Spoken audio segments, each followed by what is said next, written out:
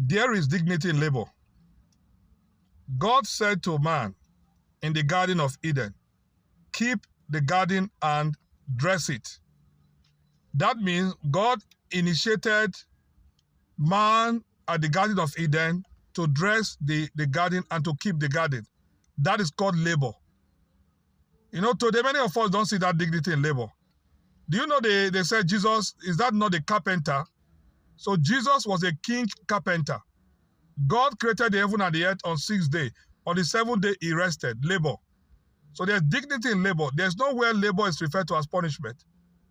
Now, there is a wrong teaching going about there that's saying that the reason why we are laboring today is because man sinned or man fell in the Garden of Eden. The answer is no. If God has told man in Genesis 2:15, go and dress and keep the garden, that was labor before the fall of man. God said that to man before man fell, later in the book of Genesis. So labor is dignifying. And the Bible also says that you should labor. When you are doing any job, any work, it doesn't matter whether you are digging the ground, do it as unto the Lord. So when I labor, I do my job well as a good laborer. What am I doing? I am worshiping God. I am honoring God. So even if you are a pastor, you are a reverend, you are an apostle, if the church you are running cannot pay the bills of the church, cannot pay your bills, get a 9-to-5 job. Do a job. Apostle Paul was also a tent maker. He made tents. He was a laborer. There's nobody Jesus called when he was starting his ministry that were lazy, that were jobless. None of them. Come unto me. Come follow me. I will make you fishers of men. They were fishers of men. They were busy. So as a man of God, you have no reason not to be laboring, even if you are a pastor.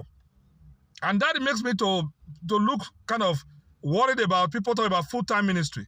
Of course, full-time ministry is good if the ministry can pay for your services. If the ministry is still growing, cannot pay for it, get a job. Papa Adeboye had a job. He was a teacher, a professor in the university before he became a full-time minister. Papa Omobude was working in the ministry. He was working in the ministry, was a minister of the gospel. He was like a full-time minister and a full-time working in the ministry before he went into full-time ministry. Our young ministers of today, they wake up, God called them, they become born again and answer the call. The next thing they do is that they don't want to do any job, so they don't even want to go to school. If you are called as a minister of the gospel, it is good if you can go to school, get your education, get everything. Most of the senior ministers today in Nigeria are graduates from university. Some are